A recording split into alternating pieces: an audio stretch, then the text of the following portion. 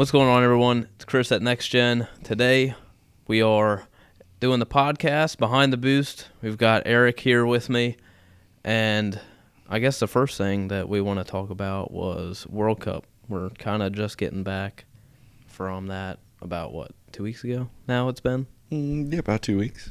So, what is your experience for World Cup? Because, you have your spectators, you have your racers, and I have your tuners. So, I guess what's your experience or your take on this World Cup or any World Cup? This World Cup or any World Cup? I was going to ask you, what do you mean, World Cup overall, or how we did at this specific one? I guess what does it look like your schedule for World Cup? Tuning cars? Madness. Just day to day? Yeah. And how you keep focused, I guess. It's definitely, the focus part is difficult because it's such long days and you're doing so many different cars and trying to keep the schedule straight for which class is going when, who's got to be ready. It's definitely a lot to manage that side of it, especially when you're doing, I was tuning 5 cars there and then kind of helping on a 6th one. So it's a lot to try to keep track of all of that and make sure you're looking at enough stuff for everybody and keeping everything straight. It's definitely a lot of work, very stressful. Yeah, for sure. I guess to bring up the demon, some people may or may not know, you're not only a Coyote person, obviously. Yeah. So, what you want to know about the demon? Yeah, just the rundown of the demon and then what you guys accomplished. I know you did the record, but how old the platform is or the car in general. The car's pretty new. The car just got done this spring. It was before you came back, right? So it was April probably when that car got finished. Jason finished it up. They all picked it up. They brought it straight here, put on the dyno. And, so it's a relatively new car. April 25, it came out, dynoed it, raced it. But as far as the combination is concerned, it is a billet Gen 3 Hemi. It's got a Pro Charger on it, a F3 121. It's got a Turbo 400 from Dave Performance, our normal guy we use for all our transmissions. Jason Eberly built the car, JE Speed, painted it.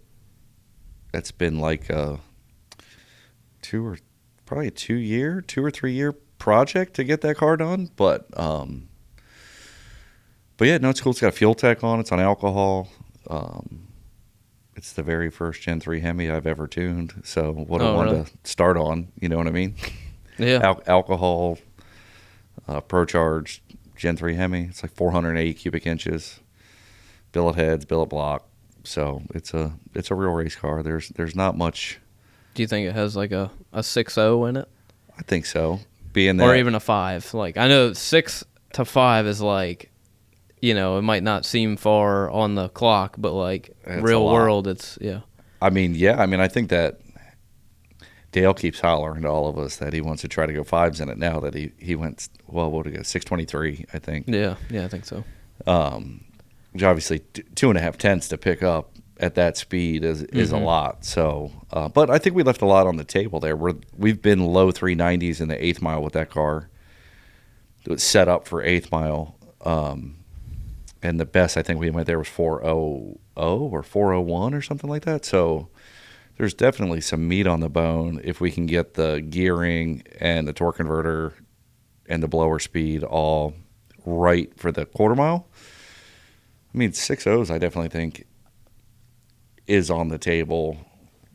5s, I don't know, man. Maybe. I feel like toss up. It's with a 121 blower, it's really starting to run out of gas up on the top end. 215 miles an hour, where some of the other people in the class that we were racing with were going 220, 230. You know what I mean? Yeah. So it definitely doesn't back half as strong as a turbo car does, but we got to get it all in early. You know what I mean? And we were definitely lacking there because we had to drop the gear to go to the quarter mile. So, but yeah, 6.0s, I think it could do that. I kind of feel like if we would have got before the rain came at World Cup, if we would have went the next round, it probably would have went in the teens because like we went a 35, a 25, a 23. I feel like a 20 or a teen probably would have been our next number if the weather was and the track was there. Right. But yeah, I mean 6.0s I think is doable for sure. And then as far as the Gen 3 Hemi, yeah, like, you know, obviously you're very versed on coyotes and other pushrod stuff, but like the efficiency of that engine, what do you see or compare it to, like with a coyote? I don't know. It's kind of like its own little thing. Originally, I thought it was going to be like AJ or a Noonan Hemi, you know, like a big Hemi. And I guess it's similar in some aspects, but it's I guess both Hemi, the big Hemi and the Gen 3 Hemi are both pretty fuel sensitive. They don't take a lot of timing. You know, you get them to run by leaning them out. So I guess it's kind of similar to a big Hemi, but different in its own, you know, with the dual spark plugs and stuff. But I guess if you had to compare it something, it'd be like to a smaller AJ Hemi or something like that would be something similar. Yeah. Which is cool because it's like a little small block Hemi. Yeah. You know? Yeah. You know, I don't know. I don't know that much about the Gen 3 platform, like in the street car aspect. Right. Because we just don't get a lot of them through here. But yeah, it's a cool motor. It makes a lot of power. You know, it's definitely did good for sure. Like it's definitely, you know, I've tuned some small block Fords with 121s, and this thing definitely makes substantially more power than the small block Ford combination. Similar cubic inch with the same supercharger for sure. It makes some jam. So, and then I guess all the other cars that you tuned were some Coyote and then small block Ford too at World Cup. Well, Stacy is that's a 5.4. A 5.4, yeah. Yep. And then you had Chuck with the Godzilla. Yep. Fastest Godzilla. Yep. And then Brandy's car was obviously Coyote. Charlie's car is a Coyote. And then John Miller's stick shift car, which I wasn't really necessarily tuning that. I was just helping them out with it. And that's a Turbo Coyote too. I think that's well then.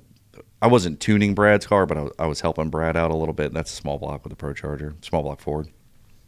Okay, so a man of many motors. Many motors, yeah. So, fastest Godzilla. Yep. And we pretty much grenaded the heads and yeah, tore that thing all up. Yep. What do you think if someone out there made aftermarket head, like, I guess the next breaking point is gotta find it at that point, right? Yeah, for sure. I mean, I don't think we've reached the limit of that platform at all. Well, I guess with the factory head, we're kind of at the limit. Maybe. Obviously, right now the head is the weak point because we've probably broke 6 heads altogether since that car's come out. Whether it's just been like a cracked exhaust port or I know we've cracked the exhaust port a couple times. We cracked the cylinder head at No Mercy earlier in the year, back like same way we did at World Cup, where it cracked up through that water jacket and around the corner down to the spark plug, cracked that. So, yeah, I mean, if we could get some heads that would hold together a little bit better, then it would definitely be a really good engine, you know what I mean? For Ultra Street, you know, being pretty big cubic inch. And is that thing like efficient? Like, because there's not many people doing it, obviously, but like, is the engine, in your opinion, as far as like tuning, is it like efficient, like comparable to small block Ford, or no? Like, I don't think it's anything like it. Well, I mean, no, it's not like a small block Ford. Like small block Ford, it needs a lot of timing, and then you have to run enough fuel to deal with the amount of timing you're trying to run. So say like a small block Ford with 50 pounds of boost on alcohol, we still might run 28 or 30 degrees of timing, and you just got to jam enough fuel in it to make it deal with that much timing. Whereas the Godzilla, being a slightly newer, more modern engine, the way the chambers and everything are on them, they're not as sensitive to timing. Like, it doesn't need a ton of timing to run. Like, it still seems like the fuel is the deciding factor on that. You know what I mean? You find your kind of timing number and then figure out how the fuel's got to work with it, similar to like a Coyote or I guess a Gen 3 Hemi. But it's a newer platform engine, so they designed them to run lean. You know what I mean? Yeah. Like, to get the fuel economy up, the way the heads burn and all that kind of stuff. Definitely not like a small block Ford or a big block Chevy or something like that, like an older school wedge motor. Interesting. Yeah. And so we had 2 records for World Cup.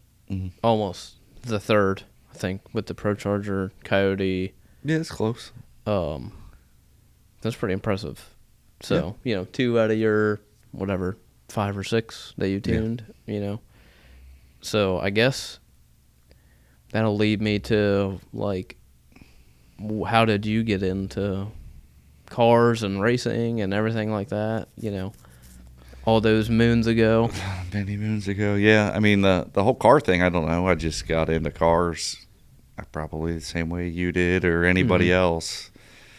There's probably some point in everybody's life where they got around a car that they thought was really cool, and then you start going down the rabbit hole. Right. You know what I mean? And it's no different for me. I used to work at a gas station after school, and one of the guys there had a Chevy 2 with nitrous on it. Like, it was the first time I've been around anything like that, and I thought it was cool. He was going to Capitol Raceway like every Friday night with it, and whatever. Just kind of got wrapped up into that and met other people into cars, and that's how I got into cars. But as far as like the tuning's concerned, I don't know. It just kind of got involved out of necessity.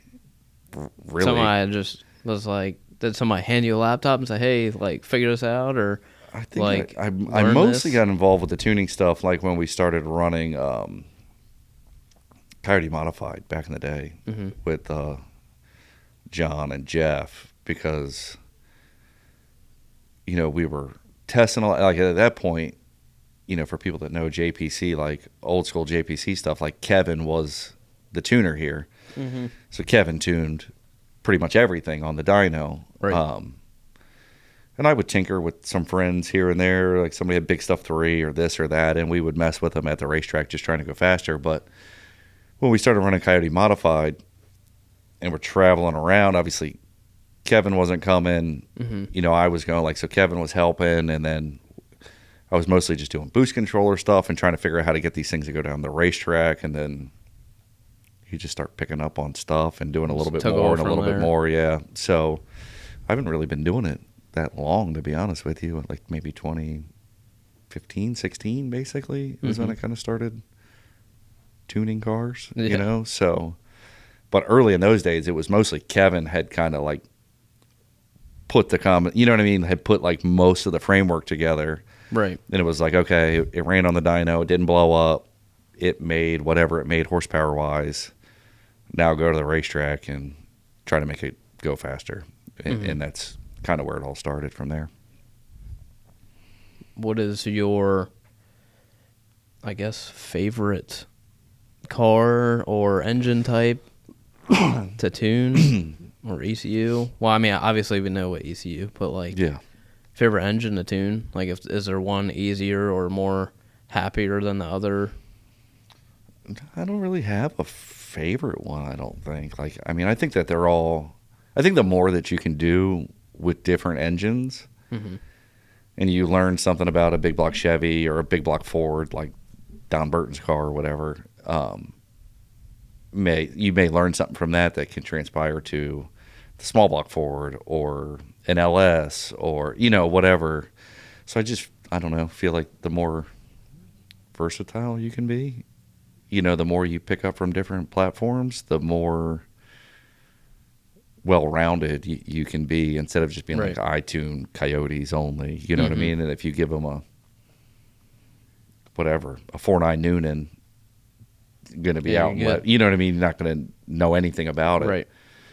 But not that there's like 4.9 Noonans going up and down the road left and Yeah, right. You know what I yeah. mean? There's not a ton of that stuff out there, but it's cool to be able to mess with stuff like that. You know, a $90,000 engine versus a, you know, say like Charlie Barnes's engine, which probably don't even cost 20 grand. You know what I mean? Right. Like, it's just so diverse. But you know, you can learn different stuff from all of them. So I don't really have a favorite engine per se, but I probably prefer the supercharged stuff now over the turbos. But not that there's anything wrong. I still do plenty of turbo cars, but definitely, I guess, doing more blowers for sure. So what makes you biased to the one, or not biased, but prefer the other one now over The blower? Mm-hmm.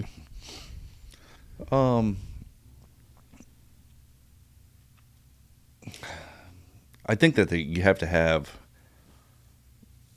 less things have to be perfect with a blower car versus a turbo car, if that makes sense.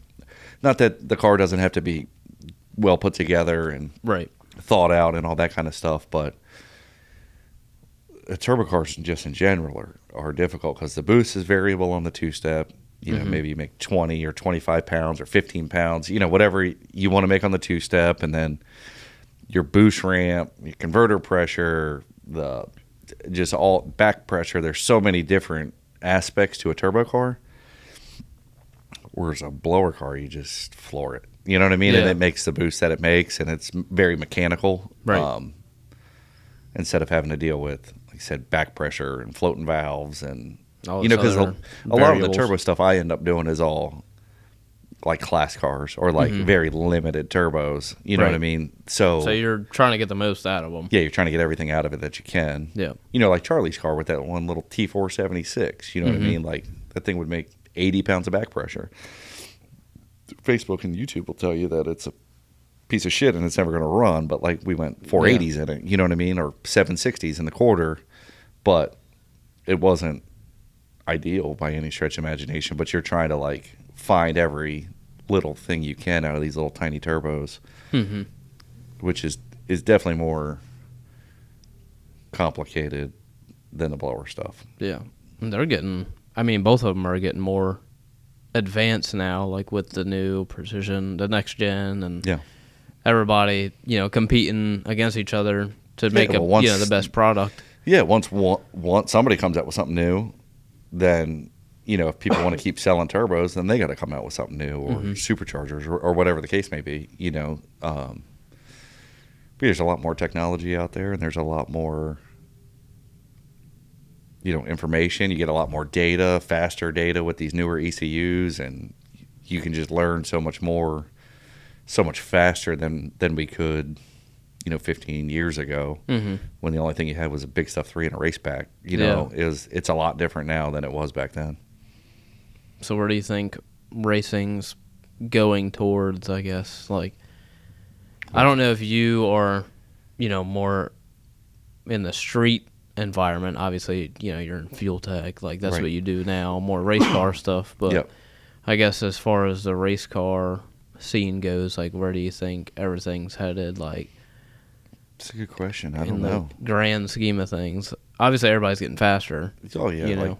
it's so easy now to make horsepower. Like, I mean, how many calls we get a week? I just want to make 1,500, or I just want to make 2,000 horsepower, and it's like, man, 2,000's a lot. You know what I mean? Do you realize what's involved with that? Yeah. There's definitely power's easy to make, but as far as like the racing's concerned, I don't know. It's tough. I think, you know, a few years ago with like NMRA, NMCA, when they were still in business, like they tried to do a pretty good job of intertwining the like street car, race car crowd, because they would have straight race car classes, and then they would have, you know, your kind of in-betweeners, you know what I mean? Like when we would do those Turbo Coyote shootouts and all that kind of stuff, like those were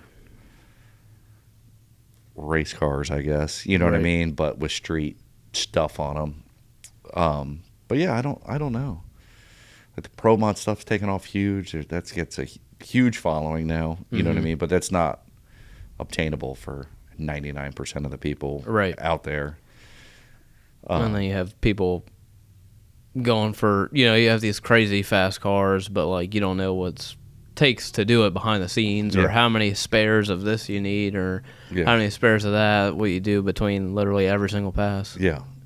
So I don't know. I think you see a lot of this, like the I guess like the streetcar takeover type events and stuff like that. Like the actual, like people that are like, we had Jason in here, like car made 2,000 horsepower, still had a turbo 400 in it, but like Right. stock ECU Right. making 2,000 horsepower. Yeah, it's a lot. Yeah, I don't know. Like obviously, like the no prep stuff is still seem like it's got good traction. Like the little gangsters class, that's cool. Yeah. There's a lot of different things I guess you can do out there with racing. The radial stuff is still moving along pretty swiftly.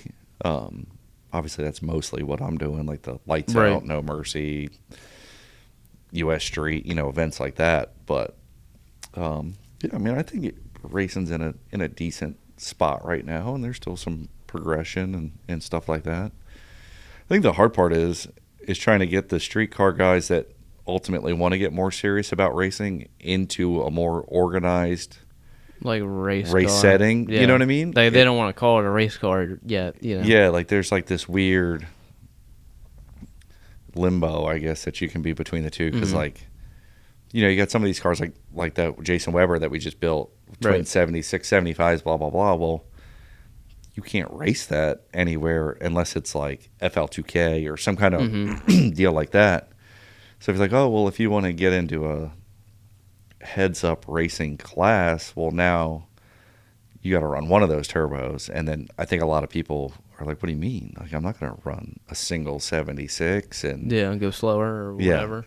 Well, in reality, like you'll probably go faster if you make it a race car, you know Right. what I mean, and go out and test and try to make it all you can make it. But I feel like there's definitely a little bit of a, from going to street to race, there's kind of a cloudy environment gray there. area. Yeah. Yeah. So You got people trying to make like 1,500 or more with a 10R80, and they're on their fourth one or whatever. Yeah, just or- to stay overdrive and all that stuff. well, yeah. I mean, there's a big group of those overdrive and no time cars that race for good money. What it seems like a couple times a month you could go to Steele, Alabama, or here, there, wherever, Right. and run the overdrive stuff. But I think the weird part is you have, like, say, like a S550 Mustang with a turbo 400, so it's pretty racy. And let's just say it makes 1,700 or 1,800 horsepower and runs, I don't know, 470 or 480 in the Right. eighth or something like that. And then like you got a really limited class, like limited street, like Brad's car at World Cup. Like there are people just completely baffled by that thing because it has these little mini tires on it, a P1X supercharger. You know what I mean? And it was going 760s. Yeah. So like, Well, they saw people walking up to it, and they were like, what in the world is going yeah, on there? like it's Taking got pictures of it. yeah, it's got like little spare tires on the back, and Yeah. it'll go 480s, 490s in the eighth mile with a P1X. So like, I think that's the hard part when you take the street car guys that are used to having 2,000 horsepower and they run the same times that Brad runs with a P1X on gas. They're, And they're like, how was he doing that? yeah. So then I feel like there's a little blockage. Like they would never go run limited 235 because of all the roadblocks that are put in place on purpose so it doesn't get out of hand. But they have a hard time understanding like how scienced out a car like Brad's car is, or even Charlie Barnes or whoever. Right. You know what I mean? Yeah. Like you can't go out there, your first or even second year expecting like I mean, obviously you can go rounds or whatever, anything can happen in racing, but like. Yeah, I mean, and if you get the right people involved with your program and help you get the right stuff and whatever, and if you go build a purpose-built car for one of these classes, like you can be pretty successful. Mm-hmm. But it's going to take like experience and help and things like that. You know what I mean? Like you're not just going to like you and Dylan, no offense, aren't going to just be like, hey, let's go run Ultra Street and expect to win and put a car together with no, if you didn't know me or whatever, and you're like, yeah, we're just going to go run Ultra Street. I mean, you guys get run over for a year easily. You know what I mean? Probably longer. You know what I mean? There's guys been running Ultra Street for 5 years that barely made it past the first round because it's hard. It's very, very hard. So it's I think that's a hard part with class racing and getting the street car guys to come over is just the level of competition is very tough. Right. Right. Switching gears from the track to the street. Mm-hmm. I mean, obviously you don't do too much street racing anymore, but what was that like back then before? Back in the late 1900s? Back in the 1800s. 1900s, man. Come on, I'm not that old. Because you had a car, so did you ever street race? Or I know, obviously, we just did a car that street races a lot too, Franco. Not anything like that, you know what I mean? It was whatever, just not organized, street racing. There was some of that going on back in the day, like Route 70 and all that stuff around, for people in Maryland. That was the place to go. Sure, we went out and were there and stuff but I didn't do a ton of street racing. Not there every weekend. No, it wasn't for me. I like to go to bed early. Yeah. I'm not staying up till 4 in the morning. We still have a couple cars. I mean, the only one I can think of is old Mr. Franco down in Texas, who's probably our biggest, I guess, street racing customer or whatever, Or no prep, street, whatever. Seems like they've been racing a lot at the racetrack, whether it's no prep or whatever. I think he just wants to race anything because he likes racing, which is cool.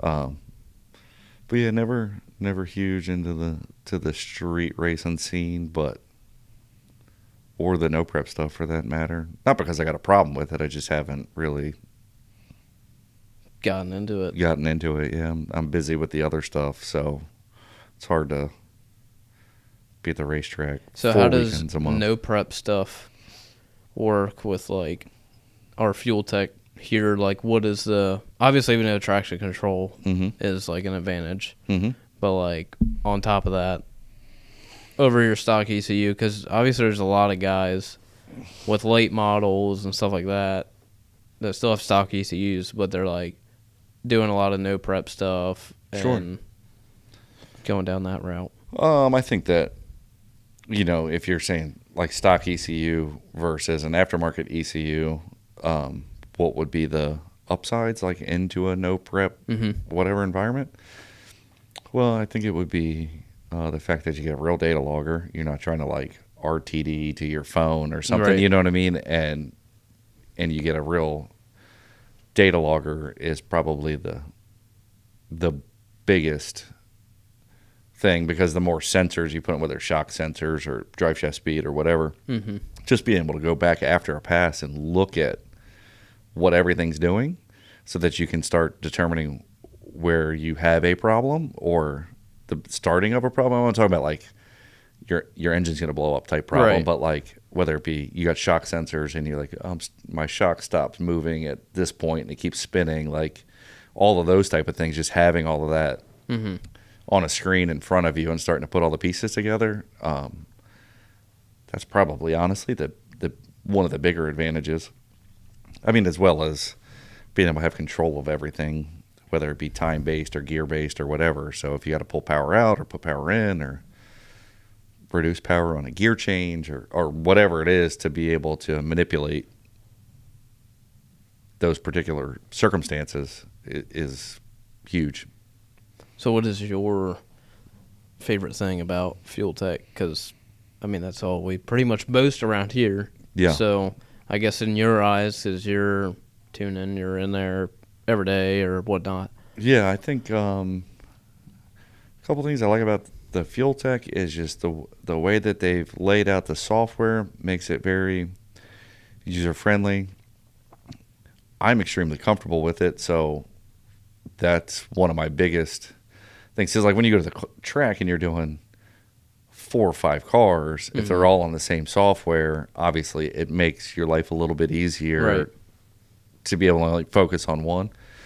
Like John's got a Holtec, so like every other car that I was dealing with at World Cup was FuelTech, and then here comes John with his Holtec. You know what I mean? And it's like there's no problem with Holtec. Like, you know, I gotta boot up Holtec. Here we go. Yeah, like, and when you're not in and out of it all day, every day, like knowing you're exactly. like, oh, where's that at? Oh, it's here. You know, whatever. Yeah, you know what I mean. It's like giving somebody with an iPhone an Android and being like, here, use You this. still find it, but it's not like I know where it's at. Yeah, exactly. So I think the FuelTech thing for me is just because I do so much of it that it's, you know, I can quickly navigate it, or if I see a problem, I know how to solve the problem pretty quickly. And I think that the more familiar you get with any of them on all sides of it, like the install side, so the wiring, so if like something's acting wrong with the wiring, like you know where to look, you know how it's wired, how it's supposed to be wired, like all of those things go into play for that. But no, I mean, as far as like just the use of it, yeah, all their time-based functions are great, very easy to use. It's small, lightweight, very simple to wire. The traction control works really good, like in a time-based traction control. I don't do too much with like the slip-based stuff, but the what is this, a slip base like on tire, or is that like a different sensor speed? yeah, like a slip base would be like if you had front and rear wheel speed, like the allowable amount of slip you can have between those two, whereas the time-based one would be like just based off rear wheel speed. So say, you know, your drive shaft at 1 second in the run is going to be 5,000 RPM, and then it's going to be 5,500 at, you know, whatever the numbers are. Like it's going to be an arc, and then you kind of draw this arc, and if it starts to get above that, you can make it reduce power. It's like it's traction control, but it's more like run predictability, if you will. So like if I have a drive shaft plot that I know goes, like in Dale's car, for example, goes 393. You know what I mean? I could put that in the ECU and say, okay, well, the car's going to try to run 393. What do we have to do to the car to make it run 393? Do I got to put weight in the back? Do I got to loosen up the struts? So we got to do the, you know, what do we have to do to make this car run that? And that's super beneficial, just to know, like, what the car's going to run. You know what I mean? And it's not guesswork. I also like their customer service. It's pretty quick. Well, not only that, but they're like at every single race you go to. So if you go to Yellow Bullet and you have a problem, like 99 times out of 100, FuelTech's going to be there. Or, you know what I mean? Or if you go to any major event, they're probably going to be there. You know what I mean? So if you have some kind of problem that I've never encountered, I can go get Jacob or Garrett or Manny or whoever's there, you know, being at that event, be like, hey, dude, this thing's doing this. I've never seen this or whatever. And if I haven't seen it, they've probably seen it. So then we can work through it and fix it. I feel like FuelTech is also on the rise, like, versus Holly. I don't know if you think that too. I know it may be like controversial, or, you know. I think that much like I have a bias towards FuelTech, there's plenty of people that have a bias towards Holly. Nothing wrong with Holly. You know, I've used Holly plenty of times, and I think there's some circumstances where Holly may be better than FuelTech, and then there's some circumstances where FuelTech may be better than Holly. Right. Or Holtec, or pick one, Motec, whoever. Yeah. But yeah, I don't know. Maybe it's on the rise. It's hard to say. I think the one thing that FuelTech has everybody beat on is the customer service. Yeah. Like if you have a problem, like if you bought one from us Mm-hmm. and we're having an issue with something, you could call there, leave a message. Someone will call you back and help you through whatever it is. If you have a crank trigger problem or a this or a that, like Right. them dudes are always on the phone helping people with dumb problems. You know what I mean? Yeah. Like that, like crank trigger or my O2 sensor. How do you associate this or that or whatever? Mm-hmm. Like I think their customer service is hands down the best in the ECU kind of industry. Like, will they be able to maintain that? Like, if they keep selling more and more, are they going to be able to maintain that level of customer service? I guess we'll have to see, but Right. because that's always the hard part. They sell double the amount of ECUs, well, they're going to have double the amount of people All calling these with problems. people, yeah. So, we'll see. Yeah. It's World Cup. At World Cup, there was just a lot of FuelTech. FuelTech everywhere. You know, FuelTech the everywhere. hashtag. Yeah. So, I guess at this point, this is all I've really known too is FuelTech. But I guess also for the person or the people at home, Mm-hmm. on a scale of 1 to 10, how hard is it to learn how to tune? Like, because obviously there's schools out there or whatnot, whatever, but like you didn't go to a school and now you're tuning fastest Godzilla, fastest Gen 3 Hemi, all this stuff. Well, I think that there's some differences in like tuning or being called a tuner or whatever. Mm-hmm. So anybody with, I think, an above average IQ Yeah. could probably fumble their way through, read a manual on almost any ECU and make it run. Right. You know what I mean? Like, there's a lot of different styles of tuning, whether it's VE or fuel flow or injection type, whatever. If you can understand the basic operating of how this ECU works, most anybody could probably get one running pretty easily. Mm-hmm. That doesn't necessarily make you a tuner. You know what I mean? Right.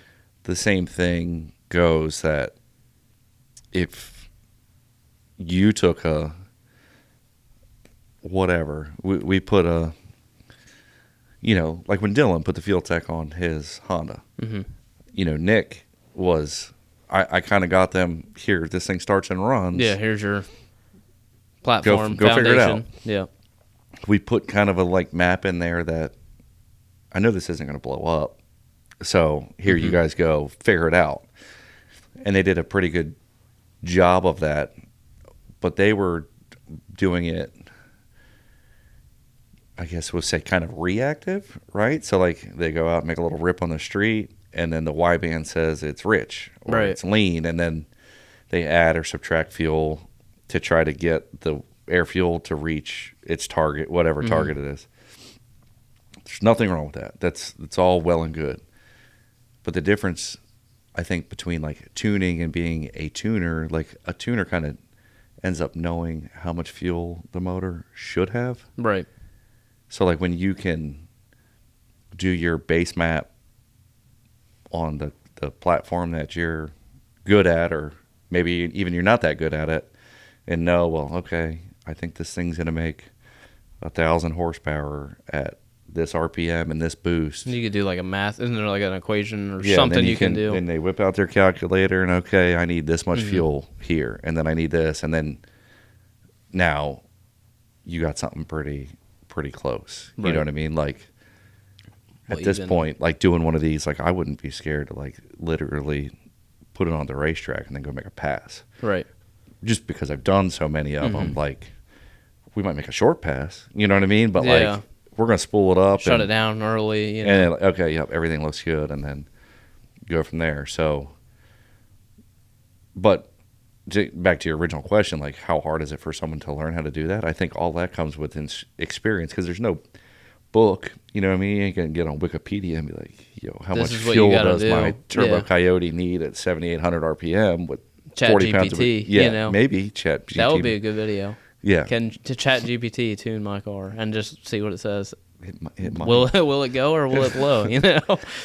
It might ask you even more questions you don't know the answer to. You know what I mean? Probably.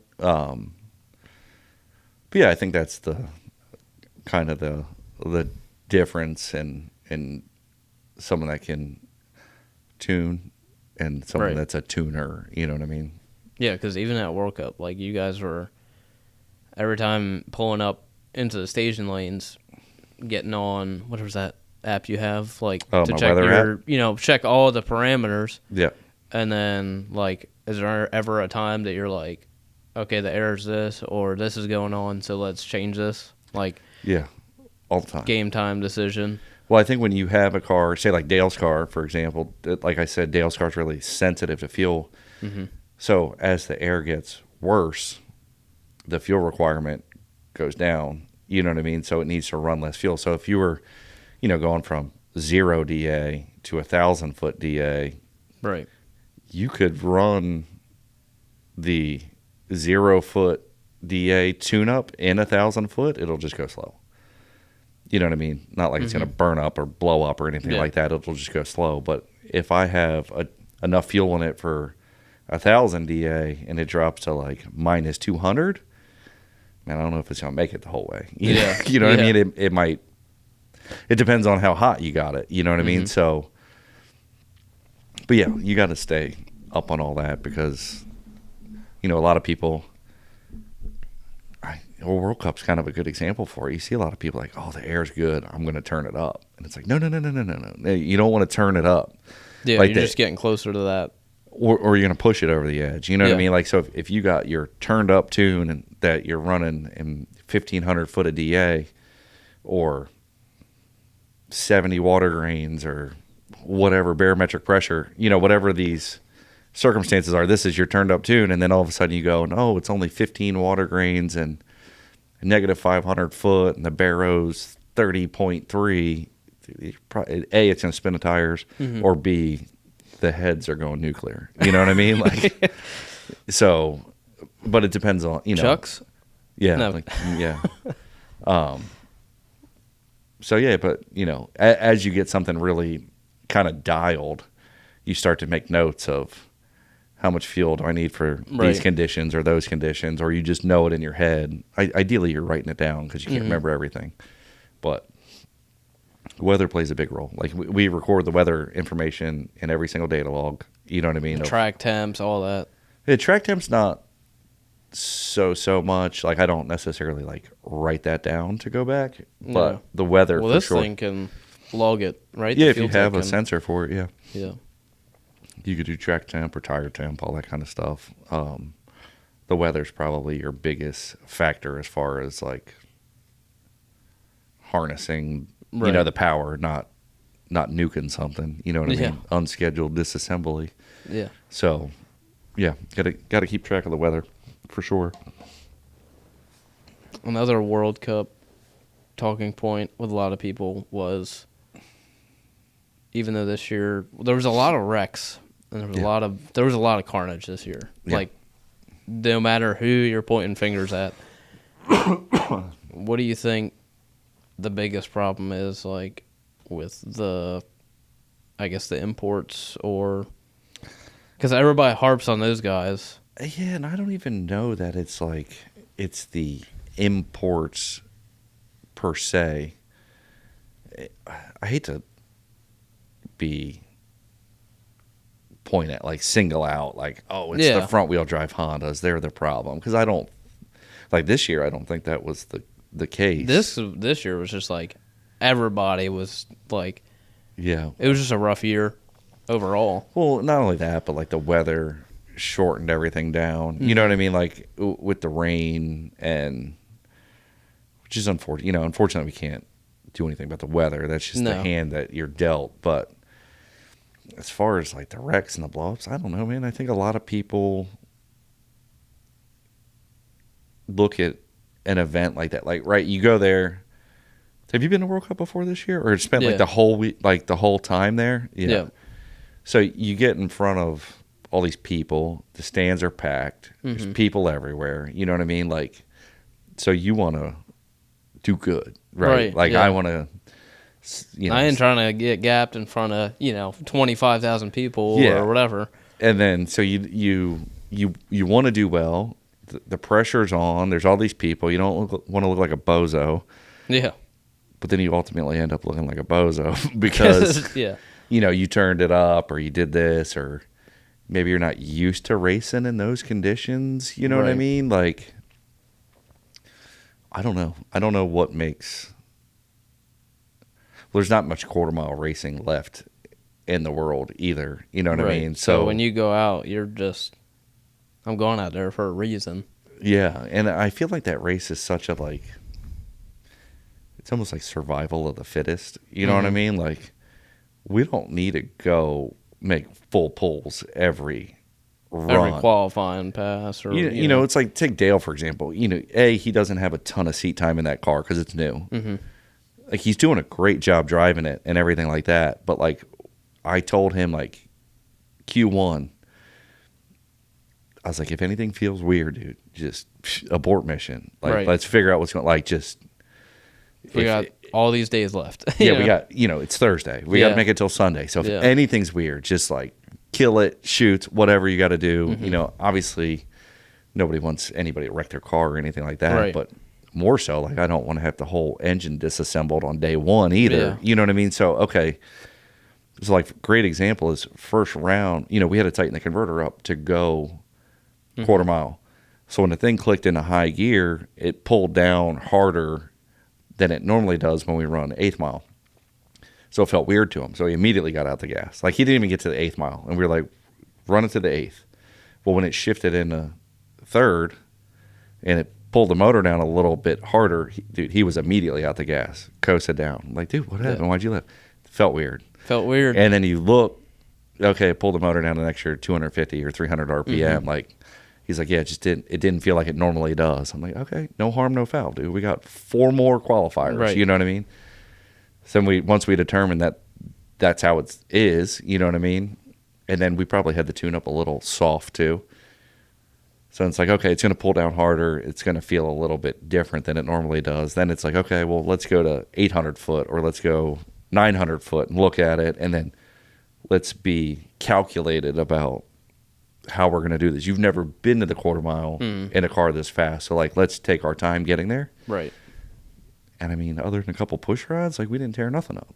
You know what I mean? That's the other thing that people don't realize is, like, everybody's like, oh, everybody can go in a straight line, but, like, you can go in a straight line with a 14-second car. Like, you don't know what it takes or all the stuff that you have to look out for to go, even a 7 and down, know. Yes. Yeah, if people aren't used to doing it, I mean, it's a lot of speed, and you got to get stopped, and, you're pulling 2 chutes. Like, there's that picture, they got a Chuck's car where the rear wheels are off the ground when the chutes popped out. You know what I mean? And it's not. And that's not even, like, counting if the car, acts up, gets squirrely or Catches anything. on fire or whatever. Yeah, anything. Yeah. So, but yeah, back to your thing about the wrecks and the carnage. I don't know. I mean, maybe some of it, I don't want anybody to get offended, but like inexperience or maybe they're just a little overzealous or overconfident. I don't know. Like, we try to be very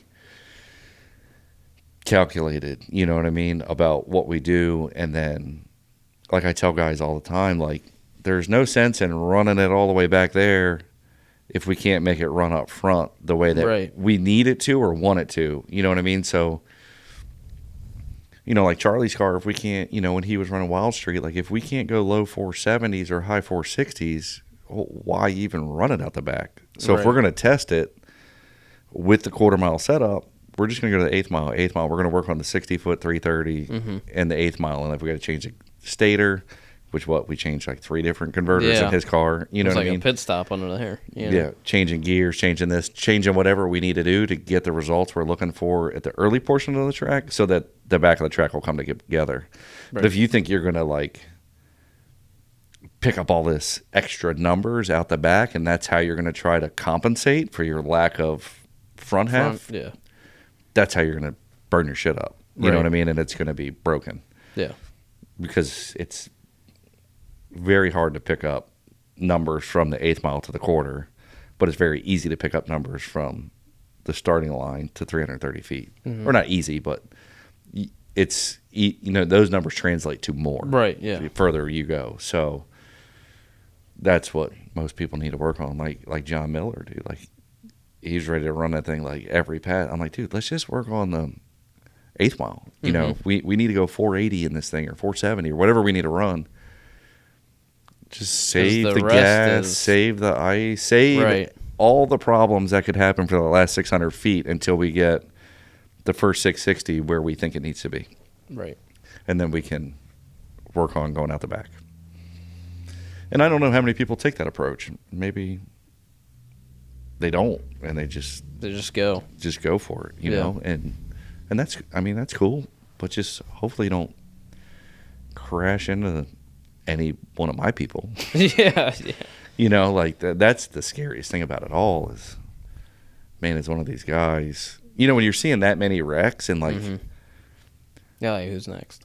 Yeah, who's next? Or like, dude, we were in the burnout box with Dale's car. Someone blew up, caught fire, hit the wall, whatever. Like, we're getting ready to do a burnout, and it's like, if I was Dale, I'd be like, shit, is this guy next door going to be like in my passenger door? Yeah. Like, you know, that's the keep your focus and I guess hope that no one's going to T-bone you at 1,000 foot can be a lot too. But yeah, I don't know. I don't know why so many people were. I feel like the wrecks were happening. And I could be wrong on this, but just from my perspective, it looked like a motor would expire, and then the car would get out of shape, and then there'd be a wreck. So it was like a double whammy, like oil down, crash. Like, okay, so now we got to clean up the oil and get a backhoe to put the freaking wall back where it's supposed to go. Right. So I don't know. I don't know how or why. I don't know. I mean, obviously we tore up Chuck's motor, but we kind of know why that was. World Cup has also been like warmer the past few years. I feel like usually it is unbearable out there, like cold, super cold. But it's like global warming, man. You know? Yeah, I don't know. It's coming in hot. Yeah, I remember like in 2019 we were racing Tony's car in the finals, and dude, it was like 34 degrees or 35 degrees going into the finals. Milwaukee heated jacket on. Yeah. Like it was cold. Like he was sitting in his car with his like SFI 20 helmet on, you know, all of it, just like, yeah. I'm not getting out. You know, I'll sit in here for 45 minutes if that's what it takes because he's cold. So it's like, but yeah, this year it wasn't too cold. It got a little chilly at night, the one night, but it wasn't too bad. But I don't know, man. The air wasn't even that great this year at World Cup. Like, it was good on Thursday, and then it's pretty humid. Yeah, then because all that rain, you know what I mean. So the water grains was up and all that. So it wasn't even super great conditions. Like if it was negative 500 foot every day, like how many more stuff would we have seen crashed or blown up? I don't know. A lot, probably. Yeah. Yeah. And I don't know. Maybe I get more accustomed to it because I've been racing World Cup for so long. I don't know. Yeah. Well, that's all good and well. It was pretty good talk about some FuelTech and your origin story. Yeah. Where'd he come from? Yeah. What planet? Planet Tuna. So yeah. We hope you guys enjoyed episode 1 of Behind the Boost. Hopefully the next talk we have could be about Turbo 400s or converters. Yeah. Drop a comment. See what, let us know what you want to hear because we've got the book of knowledge here. I know we definitely want to do a converter video. So that'll be in the near future. But thank you all for watching. Subscribe, and we'll see you on the next episode.